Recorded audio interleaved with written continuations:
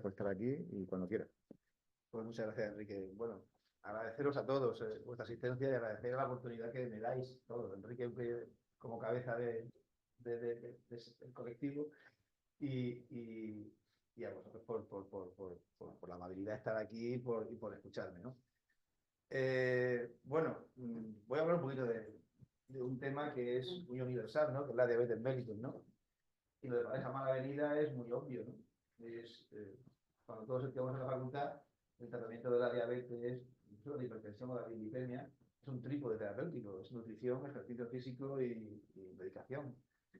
Y por lo menos en la patita de ejercicio físico, si yo pidiese aquí levantarse la mano, quienes la utilizan realmente y si es efectiva, hemos tenido efectividad de esa patita, pues seguramente nos encontraríamos con que, bueno, no es utilizada. O si es utilizada de forma no efectiva. No efectiva. Por eso la pareja mala venida, ¿no? Por eso la pareja mala venida. Pero los tiempos van cambiando. Y desde el año 2000 han aparecido muchísimas cosas, ¿no?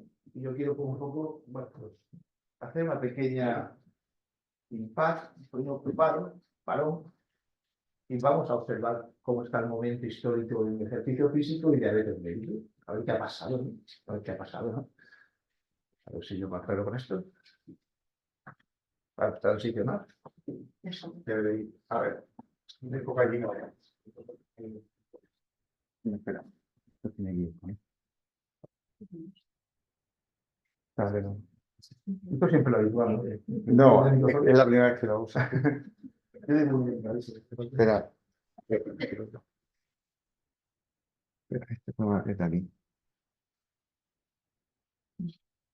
Ahora. Ahora sí. Voy a plantear simplemente tres comentarios, preguntas, tres enunciados, simplemente, ¿vale? Después ya veremos qué pasa con esos enunciados y esas preguntas, ¿vale? La primera es, la diabetes mellitus tipo 2 es una enfermedad eminentemente muscular. Ahí voy. La segunda es, ¿cuánto ejercicio tengo que hacer para consumir 400 kilocalorías, es decir, 100 gramos de glucosa al día? ¿Y eso es mucho o es poco? Ahí queda. Y la tercera es, el título de la charla, ejercicio físico y diabetes, una pareja mala venida. No sé, he cambiado los interrogantes, los he estado manteniendo hasta noche a ultimísima hora. No sé si quitarlos o dejarlos, ¿no? Ahora no. Voy a desarrollar simplemente puntos, actualizaciones de ejercicio físico y diabetes en cada uno de esos apartados. Simplemente, así de claro. Voy a intentar afianzar la primera premisa. La diabetes mellitus tipo 2 es una enfermedad eminentemente muscular. La segunda, utilizamos el ejercicio físico como componente de reajuste calórico. ¿Cuánto ejercicio físico tengo que hacer? 400 kilocalorías está bien para un diabético. Ejercicio físico y podemos solucionar en que sea una pareja mal avenida y poder convertirla en bien avenida y hacer realmente que el ejercicio físico sea una terapia realmente dentro de la diabetes, o es una batalla repetida, por lo que razones que sean, que ustedes las tienen y sean las mismas seguramente que las que yo tengo, ¿no?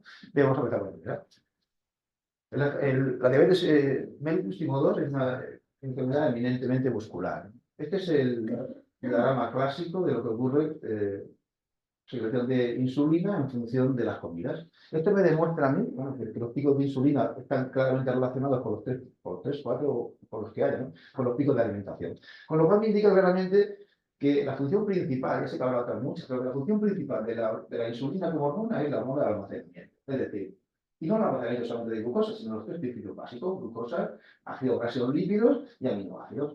La curva que tenemos es que mientras la glucosa tiene sus almacenamientos bien establecidos, el ácido graso también, el aminoácido no tiene los almacenamientos bien establecidos. El aminoácido no se almacena, sino que debe ser utilizado de manera inmediata. Y lo que hace la insulina, de alguna manera, es facilitar el tránsito de las células para que pueda ser utilizado para mantenimiento, reposición, reparación, etc.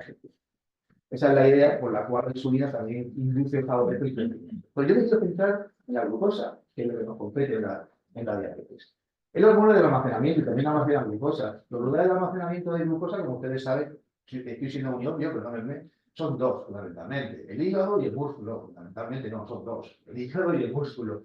El hígado es un almacén el verdadero almacén es el almacén que cuando han pasado 2 horas después de la comida, el que tiene que suministrar la glucosa a la sangre para que el cerebro pueda seguir subsistiendo. El objetivo del almacén hepático es exclusivamente que el cerebro pueda seguir subsistiendo con los niveles de glucosa que tenemos.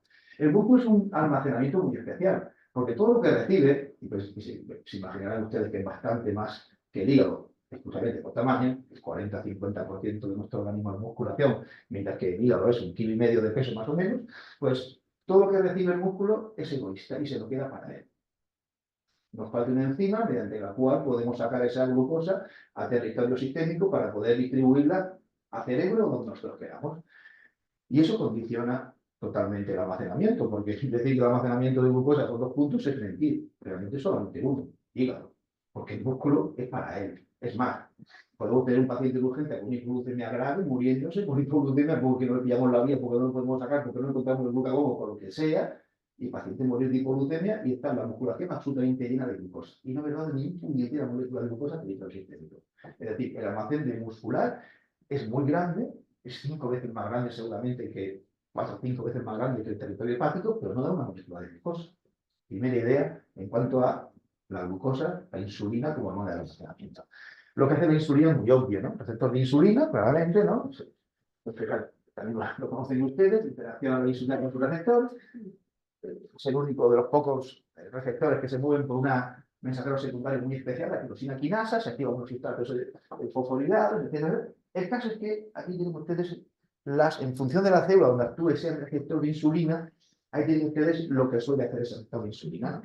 Vamos a centrarnos en una de estas funciones. Estas funciones son síntesis de glucógeno para almacenar la glucosa, estas son síntesis de líquidos triacilglicéridos para almacenar en el tejido graso los acilglicéridos y síntesis proteica y crecimiento porque algo que hacer con los aminoácidos que van circulando, porque hay sacado de circulación y se meten en las células que los necesitan, fundamentalmente muscular, las que están reparándose, las que están creciendo, ¿vale?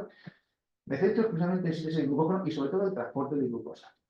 Lo que hace la célula que tiene que transportar glucosa a su interior, a saber, hígado y músculo, lo que hacen es, tienen los GLUT4, perdón, tienen los receptores de glucosa interiorizados en vesículas, y lo que hace el receptor de insulina cuando interacciona con la insulina es externalizar los receptores de glucosa. Así de sencillo. Los pone en la membrana para que la glucosa entre y se almacene. Y se almacene. Músculo e hígado. Si yo reviso la bibliografía donde se encuentran los receptores de glucosa que se externalizan por parte de la insulina, me encuentro una sorpresa. Y es que la insulina solamente externaliza el GLUT4. De todos los receptores de glucosa que ustedes conocen, solamente los GLUT4 son externalizados. Solamente. O sea, esta idea de que ponen los libros de fisiología de que la insulina ayuda a internalizar la glucosa a todas las células del organismo, no voy a decir que es una falacia porque no va a ser en este foro científico, pero si tuviese un foro menos elevado, diría que es una falacia. Ayuda a internalizar la glucosa porque externaliza los GLUT4 en las células que exclusivamente lo tienen. Músculo barra corazón, consideramos una unidad, y tejido adiposo, ni siquiera el hígado. Y son los 2 lugares de almacenamiento. Es decir, los GLUT4 son los principales elementos que se externalizan, perdón, la insulina. Lo único que externaliza son GLUT4, lo lógico es que los GLUT4 existiesen en los lugares de almacenamiento de glucosa, el músculo y el hígado. Pero no está el hígado. Está solamente el músculo. La pregunta del millón es ¿por qué no está el hígado y por qué sí está el tejido adiposo? La razón por el tejido adiposo es muy obvia. Es simplemente porque para drenar grasa necesito glicerol. Y lo que hace es internalizar la glucosa, transformarlo en glicerol y generar el triacilglicérido con las grasas que van dejando. La razón es muy obvia. ¿Pero por qué está el hígado? Que es el principal almacén, recuerden, ¿no? Pues porque no lo necesita. Porque toda la glucosa que ha sido interiorizada desde vía intestinal, ¿por dónde pasa en primer lugar? Por la vena. Es decir, toda la glucosa, todos los aminoácidos y todos los principios inmediatos que son absorbidos a nivel intestinal, el primer que le pasa es el hígado. Y el hígado se queda con el 40-50% de los aminoácidos. El hepatocito funciona. La producción energética depende de un 50% de aminoácidos, no de la glucosa que almacena, curiosamente. Y se queda con el 40-50% de los aminoácidos que se filtran, que vienen del tejido de la absorción. Y si pasa toda la glucosa por él, ¿para qué va a poner receptores especiales ahí? Pues pone sus GLUT1, sobre todo sus GLUT2, fundamentalmente los GLUT2, que son hepáticos, y los mantiene allí, no hace falta externalizar. Así como los que tengo allí puestos, por la cantidad de glucosa que pasa por aquí, interiorizar y almacenar la glucosa, no hace falta externalizar ningún tipo de receptor de glucosa. Con toda la glucosa que pasa, con toda la cantidad, es más que suficiente. Por tanto, realmente, a nivel de almacenamiento, a nivel de actuación de la insulina, es realmente importante es el muscular, por tamaño y por activación. Porque el tejido adiposo es un poco anecdótico. Y ya sé que hay fármacos que han inducido cambios en antidiabéticos, que han inducido cambios en el tejido adiposo, cambios en el hígado, ya lo sé, claro que sí. Porque en la farmacología pues, buscamos cualquier resquicio metabólico para intentar solucionar el problema del paciente, disminuir la glucemia, recuerden ustedes. Pero que para disminuir la glucemia, lo mejor sería trabajar el músculo, que es el principal almacenador, que es el causante de que en un paciente normal a las 2 horas después de comer no haya glucosa en la sangre. Porque eso hay que ponerlo GLUT4 y que tiene la capacidad de almacenar. Ya sé que el hígado también. Y que lo hace de manera absolutamente lógica y sin necesidad de exteriorizar el GLUT4. Ahí tienen las capacidades de cada uno de los órganos. El hígado, hasta 100 gramos, como mucho. El músculo es muy variable, porque depende de la capacidad, la condición física del sujeto y la capacidad de entrenamiento que tenga, ¿no? Pero puede llegar hasta 500 gramos, 5 veces 4, 5 veces más. Que es cuestión de tamaño. Hígado, kilo y medio, músculo 40-45% de su masa total, ¿no? El músculo pesa. Digo pesa científicamente, no pesa a nivel estructural. Pesa. Es el principal centro de acumulación. Ya no digo de almacenamiento, porque es un falso almacén, ¿vale? Es el principal punto de recolección de glucosa, de eliminación de glucosa del sistema cuando estamos en periodo postprandial. Está clarísimo. Es claro, ya sé que hay otros, hay otros, ya sé que también está el hígado, ya sé, pero en menor cantidad, ya sé que también, sí, pero es el principal.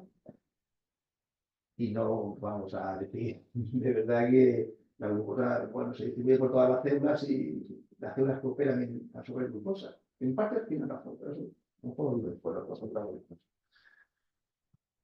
y eso era la normalidad, y ahora pasamos a la anormalidad. Es decir, la de tipo 2, es un clásico, está de muchos años, no le ha retocado en muchos años. Los periodos en los cuales va pasando el paciente que tiene una resistencia periférica a la insulina, que es una resistencia pura, con un incremento de insulina importante, porque intenta compensar el déficit, que recuerden ustedes que está en el propio transportador de insulina o en toda la cadena de señales que transmiten ese transportador al citoplasma, pues por alguna razón ese mecanismo, receptor, transmisor de señales, hasta generar la acción, pues hay un sitio donde no está funcionando. Y hay hipótesis y hay unas más aceptadas que otras, ¿no? Estamos en una resistencia periférica de insulina que se compensa con un incremento, que se compensa con un incremento de insulina, y cuando empiezas a fallar la insulina, porque la concentración de insulina, el páncreas ya no da más de sí, pues entonces empieza a aparecer la ¿ves? Y entonces empieza también a haber un pequeño fallo y empieza a fallar la célula. Y ya todo se precipita, ¿no? La resistencia periférica de insulina nunca se mejora. Se empeora el cuadro porque se van encadenando una serie de procesos fisiopatológicos que hacen que la glucemia se dispare. Es decir, las compensaciones típicas de nuestro organismo que tenemos previamente van fallando. Y todas las compensaciones previas que el organismo intenta aguantar para intentar mantener la glucemia dentro de los límites normales, llega un momento que todo falla. Y al fallar todo, se dispara la glucemia. Y entonces se desencadenan todos los procesos patológicos posteriores, ¿vale? Y en estas condiciones, ayudar al músculo a interiorizar la glucosa no sería maravilloso. ¿Y si tuviésemos un mecanismo independiente de insulina para interiorizar la glucosa al músculo? ¿Qué es el principal almacén? ¿Qué pasa? ¿Podemos forzar eso? ¿Podemos forzar interiorizar glucosa al músculo, al gran almacén, sin necesidad de insulina? Porque sería la hostia. Déjeme que me una pregunta. La mayoría de nosotros, cuando ponemos a un paciente a hacer ejercicio físico, lo que intento es eliminar glucemia de la circulación sanguínea. Intentar compensar calóricamente, quitar glucemia, porque la hiperglucemia pues, es lo que nos genera todo tipo de complicaciones. Las más complicadas, la misma. La osteopática, la misma osteopática, todas. ¿No? Y yo lo que quiero es mantener los niveles de glucemia con una hemoglobina glicada en condiciones, etcétera, etcétera. ¿Vale? ¿Cuánto ejercicio hago para mantener esa glucemia? Usted dirá, pues, depende de en qué estadio de la enfermedad esté, depende de las características del paciente, pues dependerá de muchas cosas, ¿no? Es que a mí me importa este fin. A mí la cantidad de ejercicio físico que hace un paciente para poder firmar una cantidad de glucosa para saber si compensa, sí. 100 gramos de glucosa, 100 gramos de glucosa es justo lo que almacena el hígado. Quemando esto ya 400 kilocalorías, las cuentas nos salen tan bonito que nos salen las cuentas y así el paciente podemos compensar la hiperglucemia que tiene. ¿Quién hace? Da igual. Es que yo no busco en el ejercicio físico una quema calórica. O la quema calórica es muy secundaria para mí. Yo tengo otras necesidades. Y el objetivo de poder hacer un paciente ejercicio físico es otro muy distinto. Por ejemplo, esta es una diapositiva muy clásica, y es qué pasa durante el ejercicio físico, cuando un paciente se puede hacer ejercicio físico. Básicamente se movilizan los nutrientes energéticos, ácido graso de tejido adiposo, ¿y qué pasa con la glucosa? Porque el músculo tiene glucosa, y grandes cantidades de glucosa. ¿De dónde utiliza el músculo la glucosa cuando hace ejercicio físico? ¿La suya propia? ¿O es tan egoísta que es capaz de incluso utilizar la que va en activación sistémica? Esto es un experimento hace muchísimos años, porque se pensaba que si el músculo tiene glucosa, pues utiliza la suya. Se hizo un experimento hace unos bastantes años, la época de los 90, principios del 2000. Se utilizó glucosa radiactiva, se metió al sujeto y se pudo comprobar cuando se pone a hacer un hombre de ejercicio físico, esa glucosa donde se vincula. Y se descubrió que en torno al 40, 50%, el porcentaje es muy variable, depende de muchas cosas, ¿no? Pero vamos a poner una cifra. Me gusta el 40 o 50% de la energía que consume el músculo en formato glucosa, también puede conseguirla en formato ácido graso, el 40-50% es sistémica. Es decir, el músculo es egoísta hasta la saciedad. No solamente utiliza su propio glucógeno, sino que durante el ejercicio físico, durante prácticamente instante cero, es capaz de quitarse al territorio sistémico. Voy a centrar la idea, capaz de quitarse incluso al cerebro. Hay una pregunta muy clásica en fisiología del ejercicio, yo soy profesor de fisiología del ejercicio. Hay una pregunta muy clásica que le hacemos a los alumnos en fisiología del ejercicio. Cuando llegamos a la fisiología del ejercicio, el territorio endocrino, le preguntamos cuáles son las hormonas que suben durante el ejercicio y bajan. Y la regla hemodinámica es muy sencilla. Todas suben, excepto una. La insulina. Y en esas condiciones, ¿cómo se explica esto? Es decir, ¿cómo se explica que hay una interiorización de glucosa en la célula muscular durante el ejercicio que les meta por los suelos? Que recuerden ustedes que es la que externaliza los GLUT4 y favorece la entrada de glucosa al músculo. Durante mucho tiempo se habló de un microclima muscular, a principios del 2000, se habló de un microclima muscular sin bioquímicamente haberlo definido con claridad.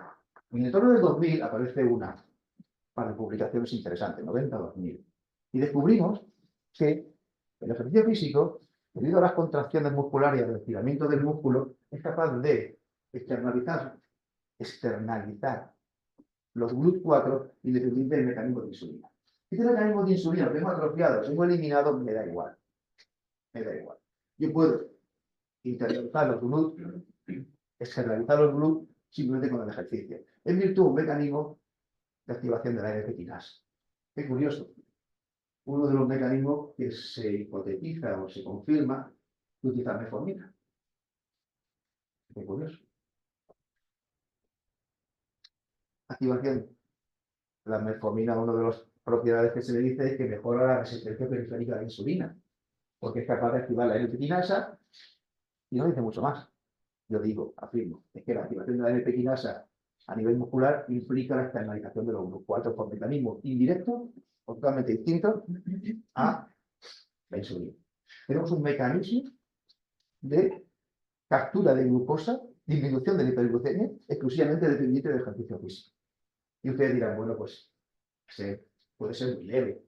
La externalización de los GLUT4 dura mientras dura el ejercicio. Y ya está. Y eso para un paciente con hiperglucemia, pues a lo mejor no sirve. Pues no. Hasta 48 o 72 horas están esos GLUTs externalizados. Hasta 48 o 72 horas el paciente se puede beneficiar de la entrada de glucosa a nivel muscular. Y el músculo, hombre, no es infinito captando glucosa, pero ya sabrán ustedes que la capacidad de almacenar glucosa que tiene el músculo se incrementa enormemente con el ejercicio. Mecanismo independiente de nuestro gran problema en la diabetes tipo 2. Eso, en la frasecita famosa de la diabetes tipo 2, es un problema evidentemente muscular, con solución muscular, tiene que haber añadido. Con solución muscular, tiene que haber añadido. Miren, si esto fuera simplemente la diabetes, la solución de la diabetes, pues bueno, pues está. es más que suficiente para poner a todos los pacientes con diabetes mellitus a hacer ejercicio físico. Pero es que el ejercicio físico es mucho más que eso. El ejercicio físico es capaz de modificarle un miocito de forma metabólicamente drástica y dramática. No dramática, por todo beneficioso. Y esto sirve para células musculares del corazón también. Hace lo mismo en el corazón. Un miocito con mitocondrias escasas, con las grasas distribuidas de manera absolutamente, digamos, atípica, no utilizables esas grasas, esos ácidos grasos para obtener energía porque no están asociados a mitocondrias, GLUT4 escasos y vascularización escasa. Ese es el miocito del paciente sedentario. Para mí, un paciente enfermo ya de salida, aunque no tenga enfermedad. Y este es el miocito de un paciente que ha empezado a hacer ejercicio físico, aunque esté 2 o 3 meses simplemente haciendo ejercicio físico. Incremento de la vascularización, neovascularización, GLUT4 por todos lados, las grasas asociadas a mitocondria, biogénesis mitocondrial, lipoproteína lipasa para capturar grasas, porque el músculo entrenado transita claramente de consumir glucosa fundamentalmente para tener energía a ácido graso. Transita de forma clara. Es decir, los condicionantes metabólicos que aparecen como consecuencia del ejercicio físico en un músculo son descomunales. Yo no hago ejercicio para incrementar el consumo de grasa, por eso le dejé la pregunta a mí en la prepara. Yo hago ejercicio para cambiar fisiológicamente biológico. ¿Pero piensan ustedes que es el músculo solo?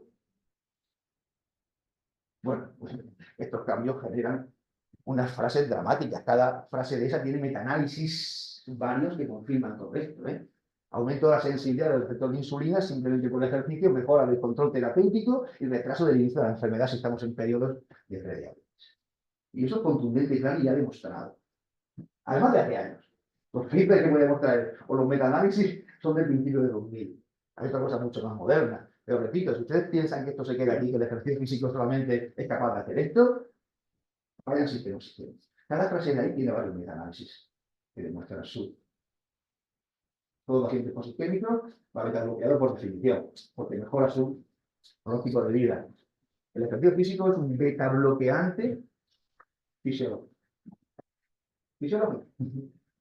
Claro, si deja de ejercicio físico, igual que el beta bloqueante, reviente todo. Probablemente si dejan de beta bloqueante en 2 o 3 días tiene la frecuencia cardíaca ya demasiado elevada. Si dejan de ejercicio físico, va a tardar por lo menos 2 o 3 semanas en recuperar una frecuencia cardíaca elevada. Y cuando digo un beta bloqueante, es un beta bloqueante de 55 o 60 por minuto. Un beta bloqueante de verdad.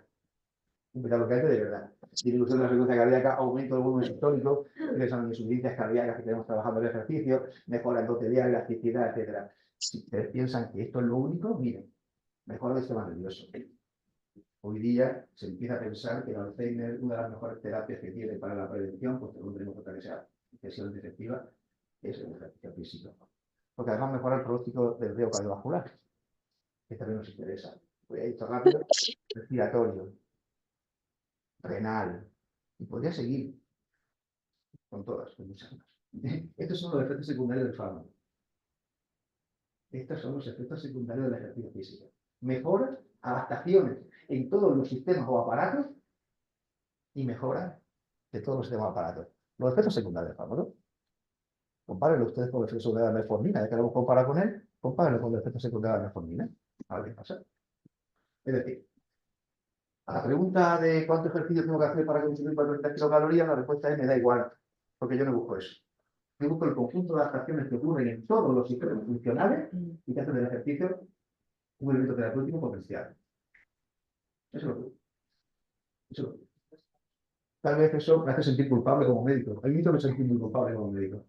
Es decir, ostras, ¿cómo puedo utilizar yo el ejercicio físico en mi consulta para mejorar al paciente? Eso me hizo sentir muy. Yo lo reconozco y me hizo meterme en este mundo hace 20 años justo por sentirme culpable de eso, de no saber hacerlo. Pues bien, han pasado 25 años desde que yo entré a la facultad y seguimos sin una respuesta de cómo hacerlo. No sé si me es culpable, es que no sabemos cómo hacerlo. No sabemos prescribir ejercicio físico. Nadie ha diseñado una metodología que nos funcione, que sea eficaz, que podamos convencer al paciente adherido al ejercicio físico y utilizarlo como terapia. No existe, lo siento. Es que ojalá tuviese aquí la respuesta y dijese, miren ustedes, maravilloso, esta es la respuesta, hagan esto, este protocolo y van ustedes a tener al paciente haciendo ejercicio físico y mejorando todo lo que hemos dicho. En estos últimos 25 años la investigación ha sido descomunal en mejoras de los condicionantes y la mejora por patologías. por patologías. Voy a decir una frase que me gusta decir en el máster que tenemos en la UCAM. La madre de Paquito. Se puede beneficiar del ejercicio físico. Toda patología crónica se puede beneficiar del ejercicio físico, lo cual no quiere decir que mejore la evolución o el pronóstico del paciente. Digo que se puede mejorar. La calidad de vida la mejoramos siempre. Siempre. Repito, no tenemos una solución. Nosotros, estamos aquí parte del equipo, estamos en el programa Activa. El programa Activa de la Región de Murcia es un programa que intenta dar una solución a esto. Es decir, ayudaros a los médicos. Empezamos por la atención primaria, ya estamos en cardiología, en oncología, en algunas especialidades médicas. Ayudaros a intentar utilizar el ejercicio físico como elemento terapéutico. Estamos aprendiendo a marchas forzadas. Estamos 15 años trabajando en esto. Si nos ponemos a sumar, 15 años. Desde que nos pusimos delante de un folio a ver qué hacíamos, 15 años. Y en estos 15 años hemos cogido mucha experiencia, pero no tenemos la solución. O por lo menos implementar la solución que está en nuestras cabezas en el sistema que tenemos ahora mismo de salud, es complejo. Es muy complejo. Task Canadian for un grupo de trabajo a este respecto. ¿Qué hacemos para inducir el ejercicio físico, para meter el ejercicio físico en nuestros pacientes? La Task Canadian for dijo, señores, no se calienten la cabeza. El consejo de ejercicio físico en las consultas no sirve para nada. No pierdan el tiempo en darlo. No cambian conductas. No cambian conductas. Esto es del 2000, ¿eh? Esto es del 2000. No pierdan aconsejando ejercicio físico. PEPAZ 2009, grupo de trabajo español, vasco y catalán. Montaron un grupo de trabajo en torno y dijeron, o pasamos a la prescripción, o pasamos del consejo a la prescripción, es decir, prescribo ejercicio físico y hago un seguimiento de ese ejercicio físico, cómo va usted, modifico la terapia, etcétera, etcétera, etcétera, o actuamos de esa manera como primer paso o no conseguimos nada. No es el único paso que hay que dar. Ojalá fuese el único paso que hay que dar. Ojalá fuese tan sencillo como tomárselo en serio una consulta y prescribir ejercicio físico. Aprender a prescribir y prescribir. Ojalá fuese tan sencillo. No es tan sencillo. No es tan sencillo. En Murcia tenemos Activa. Un intento de eso. Un intento de eso, ¿no? Conveníamos con los ayuntamientos de espacios deportivos, nos ceden espacios deportivos, la Consejería de Salud pone educadores físicos deportivos, los antiguos monitores, ustedes desde las consultas, cardiólogos, oncólogos, médicos de atención primaria, prescriben ejercicio físico, nos llegan de cualquier manera a nuestra unidad, a veces de manera muy fácil y nosotros llamamos a los sujetos y los ponemos en pista. Quien se pone en pista, quien llega a pista, rara vez abandona. Y nota en su organismo y en su cuerpo la mejora de la calidad de vida. Y lo notan. Y se adhieren. Y se adhieren. Se lo aseguro. Para hacer prescripción de ejercicio físico, que es el problema que nos tenemos encima, lo que tengo que tener es esta primera premisa básica, no hacer daño. Y para eso tengo que estar formado. Y tengo que saber qué es prescribir ejercicio físico y cómo se prescribe ejercicio físico a un diabético. Un diabético que puede tener una isquemia silente. Que puede tener un infarto silente. Un diabético o una insuficiencia cardíaca, o una esclerosis múltiple, o un Parkinson, con comorbilidades múltiples.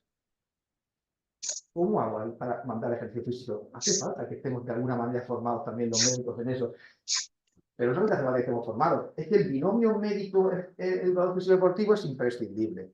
Que ellos sepan lo que tienen que hacer y que nosotros también sepamos lo que tenemos que decirles y que haya una comunicación, esto es básico. Y esto es lo que el sistema no acaba de entender. Y esto es lo que nos cuesta en el sistema.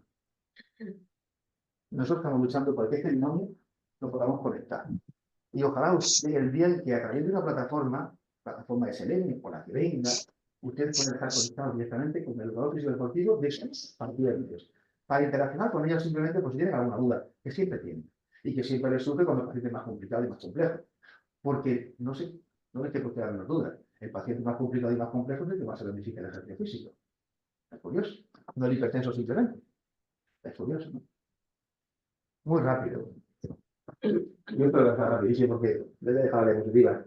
¿Y cómo aconsejamos ejercicio físico aún? Pues mire usted, el tipo de ejercicio físico que tiene el paciente con diabetes, el que dice hoy los textos es uno y el que diga dentro de 3 años probablemente sea otro. Es más, nosotros los médicos, enfermeros también, no nos deberíamos ni de preocupar de qué tipo de ejercicio físico debe hacer el paciente. Para eso tenemos a los seguros físicos deportivos que estudian y que tienen que saber lo que tienen que hacer con cada paciente. Aeróbico, anaeróbico, de fuerza, cómo distribuyen los ejercicios, etcétera, etcétera, etcétera. Nosotros lo que tenemos que comunicarle la patología que tiene, para que él lo sepa, y los cuidados que tiene que tener según esa patología. Punto y pelota. Hasta ahí hemos llegado nosotros, como activa, como programa activa, ¿no? La intensidad del ejercicio, moderada, nunca alta, porque la alta pues, puede condicionar alteraciones, la duración. La frecuencia de un diabético, eso sí que es importante, la frecuencia de un diabético debería ser 5 o 6 veces a la semana. Yo no puedo volver loco al metabolismo haciendo un día, consumiendo 500 kilocalorías que hace ejercicio un día y al día siguiente no hace nada de ejercicio, al día siguiente tampoco, vuelvo loco al metabolismo y chutando insulina o antidiabético, debería de ser lo ideal todos los días, 5 o 6 días mínimo, como apunte, por ejemplo, característico del ejercicio. Cosas, por ejemplo, que deberíamos de comunicarle de esto lo voy a hablar. Cosas que deberíamos de comunicarle al educador físico deportivo, pues por ejemplo, nosotros deberíamos tener muy en cuenta la retinopatía que tiene el paciente, porque si es un diabético, pues probablemente puede desarrollar la retinopatía. Y si es proliferativa, está contraindicado el ejercicio físico. Y eso lo tengo que comunicar yo al educador físico deportivo, no le exijamos al que sepa lo que tiene que saber. Pero para eso necesita una formación mínima.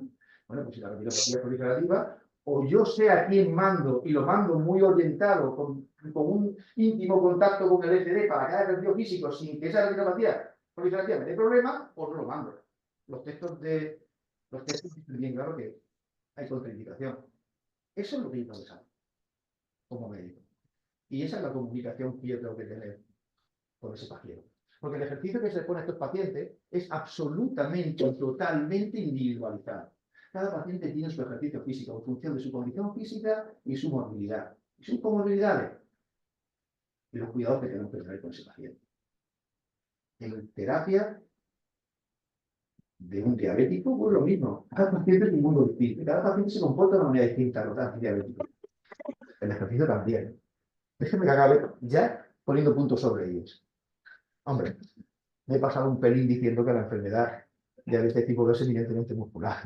Hombre, seamos un poco... No nos las pongamos... Hombre. Por lo menos sí que les he convencido de que el músculo es importante. ¿La verdad que sí? Ya sé que el hígado también, ya sé que muchos fármacos justo están luchando por el hígado, para que el hígado nos meta más glucosa. Estamos en hiperglucemia y el hígado, cada niño metiendo más glucosa todavía en territorio sistémico. Porque se descompensa, porque hay una resistencia periférica a la insulina, y porque el receptor de insulina hepático no responde, y por tanto el hígado hace gluconeogénesis, hace glucogenolisis y lanza glucosa al sistema. Y muchos fármacos van en esa dirección, muchísimos van en esa dirección. Por tanto, bueno, debajo del burro podemos quitar evidentemente, pero que el componente muscular, tanto en la fisiopatología como en la solución del problema, está ahí, es muy obvio, y obviarlo, creo que es lo que se ha hecho hasta ahora, obviarlo, creo que es peligrosísimo. Me importa que cantidad de calorías que quema su paciente. Lo que busco con el ejercicio es otra cosa totalmente distinta. Es el efecto sobre la diabetes y los efectos secundarios que genera el ejercicio en otros sistemas. Y ojalá podamos romper esto. Ojalá algún día la diabetes sea una pareja de la vida con el ejercicio físico. Y podamos utilizar el ejercicio físico con todas las potencialidades que tiene. Porque seguro que son muchas. Gracias.